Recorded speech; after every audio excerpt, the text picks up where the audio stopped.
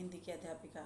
जय स्वामीनारायण। एक बार फिर से आपको आपके व्याकरण पाठ में जो विराम चिन्ह के संदर्भ में मैंने कल व्याख्या की थी और उसमें मैंने विराम चिन्ह की परिभाषा, उसके भेद और विराम चिन्ह कैसे लगाते हैं, कहाँ लगाते हैं, उनका उपयोग क्यों होता है, कब से शुरू हुआ, ये सब बताया था पिछले वीडियो में। तो आज मैं उसी श्रृंखला में जो कल का शेष रह गया था पाठ, उसको आगे सविस्तार वर्णन करूँगी। तो कल हमने क्या पढ़ा था? पूर्ण विराम, उसके बाद हमने पढ़ा था अर्ध विराम, उसके बाद अल्प विराम और किन किन परिस्थितियों में इन विराम का प्रयोग होता है आपकी हिंदी भाषा की लेखनी में, तो वो मैंने कल आपको बताया था। आज उसी में मैं आगे चित्र जो नोट डाउन की हूँ मैं आपको दिखाती जाऊँगी आपके स्क्रीन पे लगा लगा के और एक्सप्लेन व्याख्या करती जाऊँगी। तो आप अच्छे से देखिएगा, सुनिएगा और समझिएगा। तो बच्चों, आज हम जानेंगे प्रश्नवाचक चिन्ह का प्रयोग।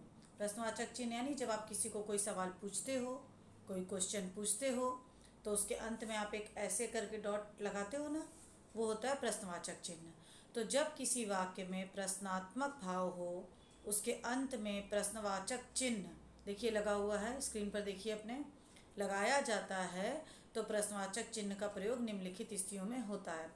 यानी जब आप किसी से कोई प्रश्न पूछते हैं या आपके बातों में प्रश्न का भाव हो, तो उसके अंत में हम प्रश्नवाचक चिन्ह लगाते हैं और उनका प्रयोग भी कुछ स्थितियों में होता है। जैसे पहले हमने जो चिन्ह लगाए उसमें बताया ना कि जब आप कोई वाक्य लिखते हो तो आप किन स्थिति में उन चिन्हों का प्रयोग करते हो, तो ठीक उसी प्रकार प्रश्नवाचक में भी आपको एक स्थिति में चिन्ह का प्रयोग करना पड़ेगा। तो पहला देखते हैं, प्रश्नवाचक चिन्ह का प्रयोग प्रश्नवाचक वाक्यों के अंत में किया जाता है। तो उदाहरण के तौर पर हम यहाँ देखते हैं सेंटेंस, तुम्हारा नाम क्या है। हम सवाल पूछ रहे हैं ना कि तुम्हारा नाम क्या है, तो उसके अंत में देखिए प्रश्नवाचक चिन्ह लगा हुआ है। ठीक है। अब दूसरा देखते हैं, प्रश्नवाचक चिन्ह का प्रयोग अनिश्चय स्थिति में किया जाता है। अब क्या हम देख रहे हैं कि प्रश्नवाचक जो चिन्ह है उसका प्रयोग जब कुछ अनिश्चित होता है ना, मतलब जिसके कोई स्थिति निश्चित नहीं होती, उसमें भी हम प्रश्नवाचक चिन्ह का प्रयोग करते हैं। जब वैसे कोई वाक्य लिखते हैं, जैसे आप संभवतः दिल्ली के निवासी हैं, मतलब इसमें तय निश्चित नहीं है कि वो दिल्ली के ही निवासी हैं, शायद का प्रयोग हुआ है, लेकिन फिर भी ये एक प्रश्न सूचक वाक्य है, तो इसकी वजह से हम यहाँ पे प्रश्नवाचक चिन्ह का प्रयोग करते हैं। देखिए, आप संभवतः दिल्ली के निवासी हैं, फिर प्रश्नवाचक चिन्ह लगा है ना। ठीक है। अभी आप लोग इतने दिनों से शब्दों को, वाक्यों को पढ़ते हो, सुनते हो, तो ये जो कॉमन चिन्ह है, जो मतलब अक्सर आपको अपने वाक्यों में इंग्लिश, हिंदी या अन्य भाषा के वाक्यों में देखने, सुनने और लिखने को मिल जाते हैं, ये तो आपको पता ही होंगे। तो उसी संदर्भ में प्रश्नवाचक आपको अच्छे से पता होगा, क्योंकि ये लगभग हर वाक्य में, कहानी हो, समाचार पत्र हो या कुछ भी ऐसी लेखनी, कोई बुक हो, कोई ऐसी पुस्तक हो जिसके बारे में आसपास की जानकारी लिखी हो, ऐसा मतलब आपको मिल ही जाएगा ये चिन्ह। तो आपको समझने में अभी बहुत आसानी हो रही होगी। व्यंग करने की स्थिति में भी प्रश्नवाचक चिन्ह का प्रयोग होता है। जब हम किसी को व्यंग मारते हैं, कोई ताना मारते हैं, तो उसमें भी हम अंत में प्रश्नवाचक चिन्ह का प्रयोग करते हैं। तो इसका उदाहरण देखें, देखिए स्क्रीन पर, घूसखोरी नौकरीशाही की सबसे बड़ी देन है, छोटा वाला कॉमा और फिर है ना, एक क्वेश्चन मार्क लगे ना, है ना, जिसमें ताना भी है और अंत में एक प्रश्न सूचक वाक्य, मतलब एक प्रश्न सूचक दो शब्द लगा के वाक्य बन गया है, तो प्रश्नवाचक चिन्ह अंत में। अब चौथा देखते हैं, जहां शुद्ध अशुद्ध का संदेह उत्पन्न हो, कॉमा, तो उस पर या उसकी बगल में कोष्ठक लगाकर उसके अंतर्गत प्रश्नवाचक चिन्ह का प्रयोग लगा दिया जाता है। यानी कोई बात शुद्ध हो, अशुद्ध हो, इसका संदेह हो, या उसके बगल में कोष्ठक जैसी कोई चीज़ लग जाए या लगाना हो, तो उसके अंतर्गत भी हम प्रश्नवाचक चिन्ह का प्रयोग करते हैं। जैसे हिंदी की पहली कहानी 11 वर्ष का समय मानी जाती है, मतलब कि इसमें शुद्ध अशुद्ध ऐसा कुछ संदेह हो रहा है हमको कि ये भाषा शुद्ध है, अशुद्ध है, या ये वाक्य पूरी तरह से शुद्ध है, अशुद्ध है, तो हम एक कोष्ठक बनाएंगे और उसके अंदर प्रश्न चिन्ह लगा देंगे। तो इस वाक्य से हमको ये प्रतीत हो रहा है कि हमें क्वेश्चन मार्क ऐसे भी जगहों पे उपयोग करना चाहिए, लगाना चाहिए। ऐसे वाक्य जिनमें प्रश्नवाचक चिन्ह का प्रयोग नहीं होता, अप्रत्यक्ष कथन वाले प्रश्नवाचक वाक्यों के अंत में प्रश्नवाचक चिन्ह नहीं लगाया जाता। अब ऐसे कुछ वाक्य हैं जिसमें प्रश्नवाचक चिन्ह का प्रयोग नहीं होता है। अप्रत्यक्ष कथन वाले वाक्य जो कि प्रत्यक्ष नहीं होते हैं, ऐसे कोई वाक्य, ऐसे कोई कहने सुनने वाले वाक्य जो प्रत्यक्ष रूप से सामने हमको नहीं दिखते हैं, नहीं जान पड़ते हैं, उनके अंत में भी प्रश्नवाचक चिन्ह नहीं लगाया जाता है। मतलब जो पहले अभी तक मैंने पढ़ा ना, उसमें कहाँ कहाँ किन किन परिस्थितियों में प्रश्नवाचक चिन्ह लगाया जाता है वो मैंने आपको बताया। अब देखिए कुछ ऐसे वाक्य हैं जहाँ आपको लगेगा कि प्रश्नवाचक चिन्ह लगना चाहिए, बट प्रत्यक्ष रूप से आपके सामने नहीं आएगा, मैं उदाहरण दे के समझाऊंगी, तो वहाँ पे प्रश्नवाचक चिन्ह नहीं लगाया जाता है। जैसे कि मैं नहीं जानता कि मैं क्या चाहता हूँ, ठीक है, मतलब इसमें कुछ भी प्रत्यक्ष रूप से तो हमें नहीं पता चल रहा कि वो क्या चाहता है, वो खुद भी नहीं जानता है, ऐसा मतलब कुछ संशय वाले। तो यहाँ पर क्वेश्चन मार्क तो आया कि मैं क्या चाहता हूँ, लेकिन अंत में प्रश्नवाचक चिन्ह का प्रयोग नहीं हुआ। तो ऐसे कुछ वाक्य जो प्रत्यक्ष रूप से स्पष्ट नहीं होते उनमें प्रश्नवाचक चिन्ह नहीं लगता है। जिन वाक्यों में प्रश्न आज्ञा के रूप में हो उन वाक्यों में भी प्रश्नवाचक चिन्ह नहीं लगाया जाता। अब जैसे मान लीजिए कोई वाक्य होता है, उसमें अगर आपको प्रश्न सूचक के साथ आप वो वाक्य को कह रहे हैं, लिख रहे हैं, पूछ रहे हैं, तो अगर वो आज्ञा के रूप में है ना तो उसमें प्रश्नवाचक चिन्ह नहीं लगेगा।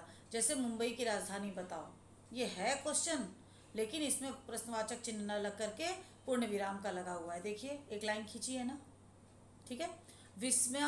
विस्मयादिबोधक चिन्ह का प्रयोग। अब विस्मयादिबोधक मतलब जो विस्मय, एक विस्मय भाव को, अपने शब्दों को आप व्यक्त करते हो, लिखते हो, उसको लिखने के बाद जो आप आगे वाक्य लिखते हो, मतलब ऐसे शब्द जो आपको कंफ्यूज, जो विस्मय हो, मतलब कंफ्यूज करें, जिसमें आपको आश्चर्य हो, दुख भी हो, खुशी भी हो, नफरत भी हो, संशय भी हो, कोई शंका भी हो, ऐसे शब्द जिनको लगाने के बाद आप आगे उससे जुड़े वाक्यों का प्रयोग करोगे तो वहाँ पर एक चिन्ह लगती है। ऐसे लाइन खींच के नीचे छोटा सा डॉट देखिए यहाँ पे दिया हुआ है आपके स्क्रीन पर, उसको विस्मयादिबोधक चिन्ह कहते हैं, ठीक है। अब इसकी परिभाषा पढ़ते हैं। आश्चर्य, करुणा, घृणा, भय, विवाद, विस्मय, देखिए इसमें छोटे छोटे कॉमा लगाकर आपका अल्पविराम है, आदि भावों की अभिव्यक्ति के लिए विस्मयादिबोधक चिन्ह का प्रयोग होता है। इसका प्रयोग निम्नलिखित स्थितियों में होता है। विस्मयादिबोधक चिन्ह का प्रयोग हर्ष, घृणा, आश्चर्य आदि भावों को व्यक्त करने वाले शब्दों के साथ होता है। मैंने पहले बताया ना परिभाषा पढ़ने के पहले कि जब आपके मन के कोई भाव आपको व्यक्त करने होते हैं, उन शब्दों के साथ एक वाक्य जोड़ना होता है, तो उन शब्द और उस वाक्य के बीच में एक चिन्ह लगता है जिसको विस्मयादिबोधक चिन्ह कहते हैं। अब उदाहरण देखें। अरे वह अनुत्तीर्ण हो गया, अरे मतलब एक संशय, चिन्ह वह अनुत्तीर्ण हो गया, वाह चिन्ह तुम धन्य हो, ठीक है, समझ में आ रही है ना बात। तो इन दो वाक्यों में हमने देखा कि जब हमें एक शब्द के द्वारा अपने भाव एक संशय के रूप में प्रकट करने हैं या एक खुशी के रूप में प्रकट करना है, उसके बाद वो शब्द इस्तेमाल करके हम एक चिन्ह बनाते हैं और आगे का वाक्य लिखते हैं, तो हमें पता चलता है कि विस्मयादिबोधक चिन्ह जो है वो कहाँ लगता है। देखिए आपको मैंने बताया ना, दोनों वाक्य पढ़ के अरे और वाह के बाद लगा हुआ है। ऐसे ही विस्मयादिबोधक चिन्ह का प्रयोग हम करते हैं अपने शब्दों को अपने वाक्यों को लिखने के टाइम पर। अब दूसरा देखते हैं। विनय, व्यंग, उपहास इत्यादि के व्यक्त करने वाले वाक्यों के अंत में पूर्ण विराम के स्थान पर विस्मयादिबोधक चिन्ह का प्रयोग होता है। समझ में आ गई बात। अब यहाँ क्या लिखा है कि विनय, व्यंग, उपहास, यानी किसी का हम उपहास यानी किसी के साथ मजाक करते हैं, किसी का मजाक उड़ाते हैं, तो ऐसे शब्दों को व्यक्त करने वाले वाक्यों के अंत में भी हम पूर्ण विराम का प्रयोग नहीं कर करके किसका प्रयोग करेंगे, विस्मयादिबोधक चिन्ह का प्रयोग करेंगे। जैसे आप तो हरिश्चंद्र हैं, व्यंग। जैसे नहीं, कोई इंसान अगर कुछ बार बार बोलता है और बोलता है कि मैं सच बोल रहा हूँ, तो हम एक व्यंग बोलते हैं, अरे नहीं बाबा तुम तो हरिश्चंद्र हो, एक व्यंग हुआ ना, एक ताना हुआ। तो इसको जब हम बोलेंगे ना, तो इसके अंत में हम पूर्ण विराम न लगा करके एक विस्मयादिबोधक चिन्ह लगा देंगे। हे भगवान, चिन्ह दया करो, ये विनय हुआ, यानी आप प्रार्थना कर रहे हो। वाह, चिन्ह वाह, चिन्ह विस्मयादिबोधक। फिर साइकिल चलाइए, ये आप उपहास कर रहे हो, ठीक है। तो यहाँ पर हम इन चीज का प्रयोग करेंगे। अब आगे पढ़ें। उद्धरण चिन्ह का प्रयोग, ये देखिए कैसे होता है, साइड में 2 डॉट होंगे। उद्धरण चिन्ह 2 प्रकार के होते हैं, एक हरे चिन्ह और दोहरे चिन्ह। उद्धरण चिन्हों का प्रयोग निम्नलिखित स्थितियों में होता है। किसी लेख, कविता और पुस्तक इत्यादि का शीर्षक लिखने में एक हरे उद्धरण चिन्ह का प्रयोग होता है। यानी जब आप कोई लेख लिखते हो, कोई कविता लिखते हो, कोई पुस्तक आदि का शीर्षक लिखते हो तो उसमें आप सिर्फ एक एक डॉट लगाओगे साइड में। तो ये चिन्ह का प्रयोग इन सब लेख, कविता और पुस्तक लिखने के शीर्षक लिखने के इत्यादि में होता है। अगर आप ऐसा कुछ लिखते हो तो आप दोनों साइड एक एक डॉट लगाओगे, ठीक है। लेकिन जैसे कि एक उदाहरण देख लेते हैं कि मैंने तुलसीदास जी का रामचरितमानस पढ़ा। तो रामचरितमानस पढ़ा है तो रामचरितमानस के दोनों साइड देखिए छोटे छोटे दो डॉट लगे हैं। जी हाँ।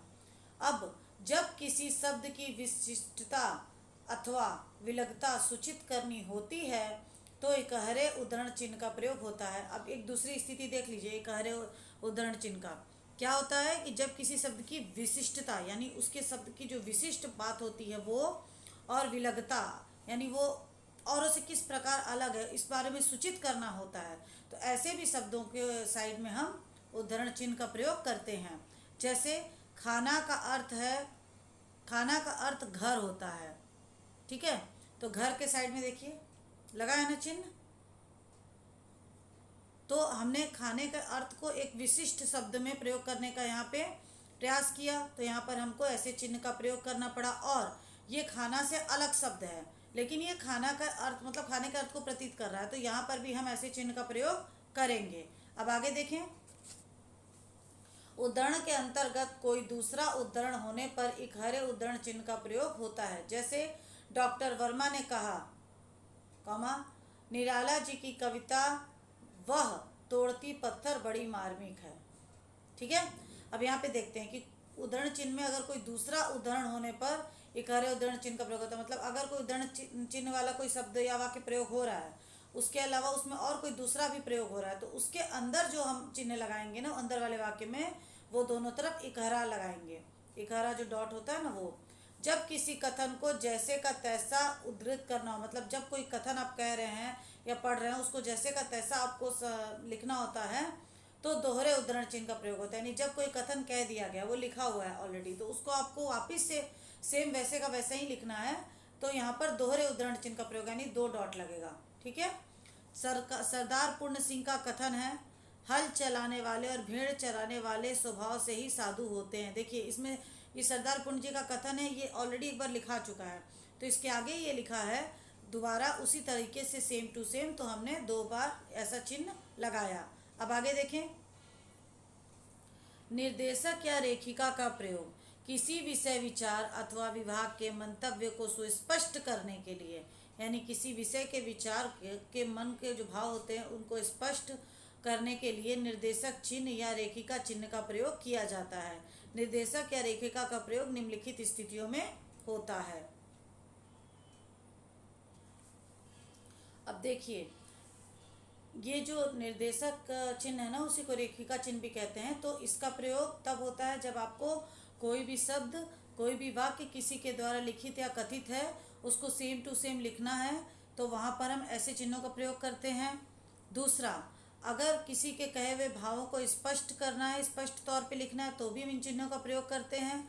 अब परिस्थिति देखते हैं, जब किसी के कथन को जैसा तैसा लिखना होता है, मतलब जैसे उसने बोला तो वैसे ही उसको लिखना है, तो भी इस चिन्ह का प्रयोग करते हैं। जैसे कि देखिए उदाहरण पर, तुलसी ने कहा परहित सरिस धर्म नहीं भाई। इसमें देखिए चिन्ह का प्रयोग हुआ है परहित के पहले और भाई के बाद में। हाँ, यही है आपका निर्देशक चिन्ह। यानी तुलसीदास जी ने जो कहा है वो इन चिन्हों के द्वारा निर्देशित किया जा रहा है कि आप ये पढ़िए, परहित सरिस धर्म नहीं भाई। ये किसके द्वारा लिखित है? तुलसी जी द्वारा लिखित, यानी आपको ये निर्देश किया गया।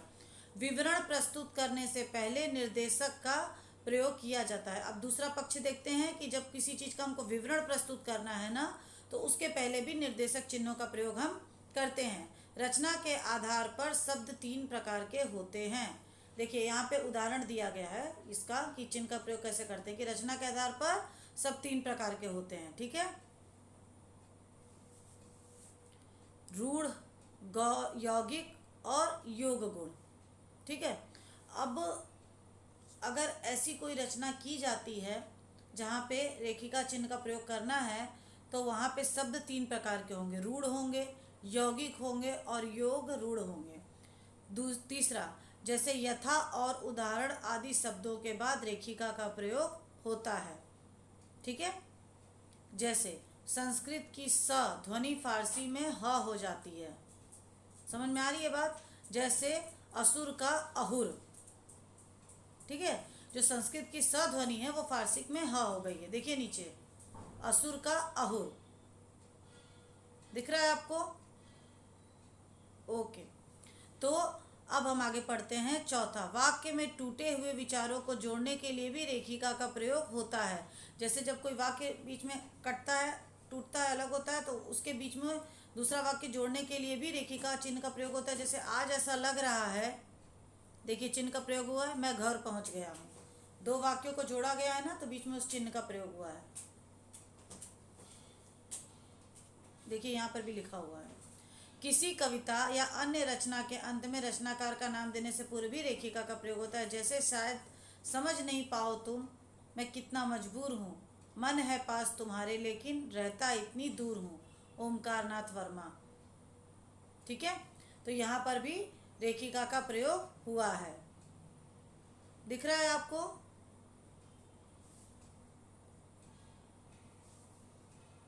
अच्छा देखिए, ऊपर जो है ना, आज ऐसा लग रहा है, मैं घर पहुंच गया हूँ, तो आज ऐसा लग रहा है कि बीच में एक छोटा सा डैश देखिए रेखा का चिन्ह लगाया गया, जो स्पष्ट तौर पे स्क्रीन पे दिख रहा है। लेकिन जो नीचे वाक्य है ना, शायद समझ नहीं पाओ तुम, मैं कितना मजबूर हूँ, ये जो दो लाइन है, इसके बाद जो ओंकार नाथ वर्मा जी का नाम लिखा गया है ना, उसके पहले ये चिन्ह लगता है, हल्का सा डैश देके, तो तब ऊपर की बात स्पष्ट होगी कि किसी कविता या रचनाकार के अंत में रचनाकार का नाम देने से पूर्व रेखिका चिन्ह का प्रयोग होता है। लेकिन यहाँ पे शायद मिस प्रिंट है, लेकिन ओंकार नाथ वर्मा जी के आगे छोटा सा डैश लगा के हम रेखिका चिन्ह का प्रयोग करेंगे या करते हैं। अब आगे स्क्रीन पर अगला पिक्चर देखते हैं। संवादों को लिखने के लिए निर्देशक चिन्ह का प्रयोग किया जाता है। ठीक है, जब कोई संवाद हम लिखते हैं, जैसे किसी का नाम लिखेंगे और आगे उससे जुड़ी बात लिखेंगे, तो उसके बीच में भी हम रेखिका या निर्देशक चिन्ह का प्रयोग करेंगे। जैसे सुरेश चिन्ह क्या तुम स्कूल आओगे, रमेश चिन्ह हाँ। समझ में आ गई बात? ये एक संवाद लिखा गया ना, एक बात हुई ना सुरेश और रमेश के बीच, तो इनके नाम के बाद हम इस चिन्ह का प्रयोग किए वाक्य लिखने के पहले। अब लिखते हैं विवरण चिन्ह का प्रयोग, मतलब देखते हैं विवरण चिन्ह मतलब दो डॉट और बीच में एक छोटा सा डैश। सामान्यतः विवरण चिन्ह का प्रयोग निर्देशक चिन्ह की भांति ही होता है। अब यहाँ पे क्या बताया जा रहा है कि नॉर्मली हम विवरण चिन्ह का प्रयोग जो होता है ना, वो निर्देशक चिन्ह के तरह ही करते हैं, विशेष रूप से जब किसी विवरण को प्रारंभ करना होता है अथवा किसी कथन को विस्तार देना होता है। मतलब यदि किसी विवरण को हम शुरू करते हैं और किसी कथन को विस्तार पूर्वक हमको बताना है, लिखना होता है, तब विवरण चिन्ह का प्रयोग हम करते हैं। जैसे निम्नलिखित विषयों में किसी एक पर निबंध लिखिए। ठीक है, हम ये उदाहरण दे रहे हैं कि किसी विषय पर एक निबंध लिखिए, तो इसको लिखिए के बाद हम वो चिन्ह जो लगाएंगे उसको हम विवरण चिन्ह कहते हैं। यानी हमको निबंध लिखना है, एक विवरण लिखना है, एक लंबी भाषा लिखनी है, एक लंबा पैराग्राफ लिखना है, तो वहाँ पे हम ये विवरण चिन्ह का प्रयोग करेंगे ये लिखिए के बाद। स्क्रीन पर अगला पिक्चर देखिए। निम्नलिखित विषयों में एक निबंध लिखिए। देखिए यहाँ पे बताया था ना मैंने, लिखने के बाद चिन्ह लगा हुआ है। अब ये 4-5 उदाहरण देते हैं। जैसे ये उदाहरण है, ये आपको कुछ करना नहीं है, ये उदाहरण बताया गया है कि कोई जब आप विवरण लिखते हैं और उसके बाद ऑप्शन देते हैं, तो उसके विवरण और ऑप्शन के बीच में ये चिन्ह का प्रयोग हम किए हैं। देखिए वहाँ पे लिखिए के बाद किया गया है। अब 4 ऑप्शन जो दिए गए वो भी पढ़ के बता देती है, इसमें करना तो कुछ भी नहीं है। साहित्य और समाज, भाषा और व्याकरण, देशाटन, विज्ञान वरदान है या साप अभिशाप, नई कविता। ठीक है, अब दूसरा देखते हैं। जयशंकर प्रसाद ने कहा, देखिए विवरण चिन्ह है, जीवन विश्व की संपत्ति है। ठीक है, किसी वस्तु का सविस्तार वर्णन करने में विवरण चिन्ह का प्रयोग होता है। यानी कोई अगर आपको बात पूरे विस्तार के साथ वर्णन करना है तो वहाँ पर हम इस चिन्ह का प्रयोग करेंगे। जैसे इस देश में बड़ी बड़ी नदियाँ हैं, जैसे गंगा, सिंधु, यमुना, गोदावरी। तो ये हम आपको इसके बारे में बताया जा रहा है कि इस देश में बड़ी बड़ी नदियाँ हैं, और जैसे के बाद देखिए वो चिन्ह का प्रयोग किया गया है। और नाम लिखने के पहले इस चिन्ह का प्रयोग करके 3-4 नाम लिख के बीच में छोटे छोटे कॉमा दे के ख़त्म किया गया है। तो आशा है आपको एक एक चिन्ह कहाँ कहाँ कैसे कैसे लिखते हैं समझ में आ रहा होगा। अब अपूर्ण विराम चिन्ह का प्रयोग देखिए आप, स्क्रीन पर आपके लगा हुआ है डॉट डॉट। अपूर्ण विराम चिन्ह विसर्ग की तरह 2 बिंदुओं के रूप में होता है ना। इसमें अपूर्ण विराम है, पूरा विराम नहीं है, एक विराम है, उसको डॉट के माध्यम से हम दर्शाते हैं। इसलिए कभी भी विसर्ग का भ्रम होता है, फलतः इसका प्रयोग कम होता है। तो ये जो विराम चिन्ह होता है ना, ये दो बिंदुओं के रूप में होता है, लेकिन कभी कभी इनका भ्रम होता है, मतलब ये इसीलिए बहुत कम प्रयोग होता है। इसका ना सिर्फ एक भ्रम होता है कि अपूर्ण विराम दिया गया है, इसलिए बहुत कम इन चिन्हों का प्रयोग होता है, पर करते हैं हिंदी भाषा में। फलतः इसका प्रयोग कम होता है। अपूर्ण विराम का स्वतंत्र प्रयोग किसी शीर्षक को उसी के आगे स्पष्ट करने में होता है। यानी जैसे यहाँ पे देख लीजिए, पहले उदाहरण, कामायनी एक अध्ययन, ठीक है, तो ये एक शीर्षक है, इसका एक अर्थ है, उसके बीच में इस अपूर्ण विराम का प्रयोग किया गया है। विज्ञान वरदान या अभिशाप, मतलब आपने एक नाम लिखा और उससे जुड़ी एक बात कही, उसके बीच में इस चिन्ह का प्रयोग किया गया है। योजक चिन्ह का प्रयोग, अगला स्क्रीन पे पिक्चर देखें। योगक चिन्ह का प्रयोग, योगक चिन्ह का प्रयोग निम्नलिखित परिस्थितियों में किया जाता है। जैसे दो विलोम शब्दों के बीच योगक चिन्ह का प्रयोग होता है, रात दिन, तो उसके बीच में योगक चिन्ह। यश अभ्यस योगक चिन्ह। जाना आना योगक चिन्ह। तो यहाँ पर दो विपरीत जो शब्द होते हैं उनको एक साथ लिखते समय बीच में योगक चिन्ह का हम प्रयोग करते हैं। ये हमारे योगक चिन्ह के बारे में मैं आपको सउदाहरण वर्णन कर रही हूँ।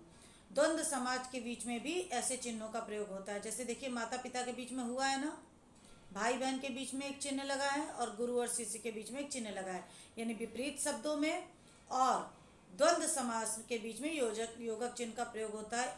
उसी संदर्भ में दो समानार्थी शब्दों की पुनरुक्ति के बीच में भी इसका प्रयोग होता है, यानी दो समानार्थी शब्द जब लिखे जाएंगे तो भी इसका प्रयोग हम बीच में करेंगे। जैसे घर घर, रात रात, दूर दूर। जब विशेषण पदों का प्रयोग संज्ञा के अर्थ में होता है, जैसे भूखा, प्यासा, थका, मांदा, लूला, लंगड़ा, यहाँ पर भी हम इस चिन्ह का प्रयोग करेंगे। देखिए, भूखा प्यासा के बीच में लगा है, थका मादा के बीच में लगा है और लूला लंगड़ा के बीच में भी एक योजक चिन्ह लगा हुआ है। गुणवाचक विशेषण के साथ यदि सा सी का संयोग हो तो उसके बीच में भी योजक चिन्ह का प्रयोग होता है। जैसे छोटा सा घर, तो छोटा और सा के बीच में देखिए चिन्ह लगा है। नन्ही सी बच्ची, तो नन्ही और सी के बीच में भी एक चिन्ह लगा है। बड़ा सा कष्ट, तो बड़ा और सा के बीच में भी एक चिन्ह लगा है। यानी गुणवाचक विशेषण के साथ यदि सा सी ऐसे सब शब्दांश का संयोग हो, लिखना हो, तो उसके बीच में हम इस चिन्ह का प्रयोग करते हैं। अब छठा देखते हैं। दो प्रथम द्वितीय प्रणयार्थक के योग के बीच में भी योजक चिन्ह का प्रयोग होता है। जैसे करना करवाना, जीना जीतना जितवाना, पीना पिलवाना। यानी एक ही शब्द है पर एक कर रहा है और दूसरा करवाया जा रहा है, तो वहाँ के दो शब्दों के बीच में भी हम इस चिन्ह का प्रयोग कर रहे हैं। करना करवाना, जीतना जितवाना, पीना पिलवाना और खाना खिलवाना, मरना मरवाना। ठीक है, तो यहाँ तक हम पढ़े। अब पढ़ते हैं कोष्ठक का प्रयोग। कोष्ठक भी तीन तरह से देखिए होता है, एक तो सीधे में सिंपल, फिर एक ऐसे थोड़ा सा जिगजैग करके, फिर एक चौकोर। कोष्ठक का प्रयोग निम्नलिखित स्थितियों में होता है। अब कोष्ठक तो आम भाषा में आप सामान्यतः आपको देखने को मिल ही जाता है, तो इसके बारे में आप अच्छे से जानते भी होंगे, लेकिन फिर भी मैं बता देती हूँ। जब किसी भाव या शब्द की व्याख्या करना चाहते हैं किंतु अंश को मूल वाक्य से ही अलग रखना चाहते हैं तो कोष्ठक का प्रयोग किया जाता है। ठीक आ गया इसकी परिभाषा समझ में, कि जब आप किसी भाव को, किसी शब्द को व्याख्यात करना चाहते हैं अपने शब्दों द्वारा, तो उस अंश को मूल वाक्य से अलग रखना चाहते हैं। तो जो अब आप व्याख्या करना चाहते हैं ना, वो जो छोटा सा अंश होता है उसको आप पूरे वाक्य से अलग रखना चाहते हैं, तो हम कोष्ठक के बीच में उसको लिख देते हैं। जैसे उन दिनों में सेठ जयदयाल हाई स्कूल ब्रैकेट अब इंटर कॉलेज में हिंदी अध्यापक था। समझ में आ रही है ना बात। उन दिनों में जो ये हाई स्कूल था, ये अब वो पे उसका जो हाई स्कूल है उसके बारे में हम थोड़ा सा व्याख्यात कर रहे हैं, मतलब कि वो पहले क्या था, लेकिन वो इस शब्द से हमको अलग रखना है। इस शब्द में उसका कोई जोड़ नहीं है, तो हमने उसको ब्रैकेट में लिख दिया। नाटक या एकांकी में निर्देशक के लिए कोष्ठक का प्रयोग होता है। यानी जब कोई नाटक या जब कोई एकांकी लिखी जाती है और उसको निर्देशित किया जाता है, तो वहाँ पर भी हम कोष्ठक का प्रयोग करते हैं। जैसे राजा का प्रवेश, दोनों तरफ कोष्ठक। पटाक्षेप, दोनों तरफ कोष्ठक। किसी वर्ग के उपवर्गों को लिखते समय वर्णों या संख्याओं को भी कोष्ठक में लिखा जाता है। जैसे हम प्रश्नोत्तर लिखते हैं ना, क ख ग घ, ऐसा क ख ग घ लिखते हैं ब्रैकेट में, या फिर 1 2 3 4 ब्रैकेट में, ऐसा कुछ लिखते हैं तो भी हम उसको कोष्ठक का प्रयोग करते हैं। प्रायः बड़े और मझले कोष्ठक, अच्छा देखिए ये जो है ना बड़ा कोष्ठक ऐसे, मझला कोष्ठक, देखिए सब चिन्ह बना हुआ है, मैं आपको बताती जा रही हूँ, आप स्क्रीन पे पिक्चर पे देखो। प्रायः बड़े और मझले कोष्ठकों का उपयोग गणित के कोष्ठक वाले सवालों को हल करने के लिए किया जाता है। मतलब ये जो दो कोष्ठक है ना, इनको आपके गणित की जो सवाल होते हैं उनमें ज़्यादातर इस्तेमाल होता है। मतलब ये हिंदी के शब्दों या वाक्यों में बहुत कम इस्तेमाल किए जाते हैं, ये अंकों में ज़्यादा इस्तेमाल किए जाते हैं। और ज़्यादातर हिंदी के शब्दों में कौन से इस्तेमाल किए जाते हैं? ये छोटे वाले कोष्ठक, ऐसे वाले साइड वाले। अच्छा, अब हम देखते हैं कि संक्षेप सूचक चिन्ह का प्रयोग कहाँ करते हैं और कैसे करते हैं। तो संक्षेप सूचक चिन्ह क्या होता है? एक जीरो जैसा बना रहता है और फिर दो डॉट, एक थोड़ा सा ऐसे और एक थोड़ा उससे छोटा। अच्छा, अब इसके बारे में हम जानते हैं कि संक्षेप सूचक चिन्ह का प्रयोग किसी नाम या शब्द के संक्षिप्त रूप के साथ होता है। जैसे डॉक्टर के लिए डॉक्टर हमने लिखा और फिर एक संक्षेप सूचक चिन्ह बना दिया, दिख रहा है आपको ब्रैकेट में डॉक्टर के बगल में, ठीक है। प्रोफेसर या प्रोप्राइटर के लिए प्रो हम लिखते हैं ना, फिर वहाँ पे भी देखिए वो चिन्ह बना हुआ है। यानी जब भी किसी के नाम या शब्द के संक्षिप्त रूप को हमको प्रकट करना होगा, यानी अब डॉक्टर तो पूरा हर जगह लिखेंगे नहीं, प्रोप्राइटर भी पूरा जगह नहीं लिखते हैं, तो उसको हम डॉ लिख के ऐसे बना देते हैं और प्रो लिख के ऐसे बना देते हैं। जैसे कि पंडित के लिए प लिख करके देखिए वो चिन्ह बनाया गया है। मास्टर ऑफ आर्ट्स के लिए MA लिखा हमने ब्रैकेट में और वो चिन्ह बनाया। और डॉक्टर ऑफ फिलॉसफी के लिए भी PhD करते हैं, PhD लिखते हैं और उसमें भी वो चिन्ह के साथ हम उसको लिखित तौर पे प्रदर्शित करते हैं आदि। अब संक्षेप सूचक चिन्ह का जो प्रयोग है वो मैं आपको अगले वीडियो में और अच्छे से व्याख्या करूंगी। फिलहाल मैंने बता दिया कि ये यहाँ से मैं आपको संपन्न कर, मतलब अल्प विराम देने वाली हूँ आपके चिन्हों के ज्ञान को, ठीक है। जो मैंने अभी तक व्याख्या किया उसके बाद संक्षेप सूचक चिन्ह पर मैं एक अल्प विराम देती हूँ। अगले वीडियो में इसी सूचक चिन्ह के साथ हम आगे बढ़ेंगे और आगे मैं इसको व्याख्यात करूँगी और आगे आने वाले चिन्हों के बारे में भी आपको व्याख्या करके बताऊँगी कि अपने शब्दों में, अपनी लेखनी में, अपने वाक्यों के बीच में आप कैसे कैसे इन चिन्हों का प्रयोग कर सकते हैं। तो आशा है आज मैंने जो भी आपको पढ़ाया होगा वो अच्छे से समझ में आया होगा। तो मिलते हैं अगले वीडियो में।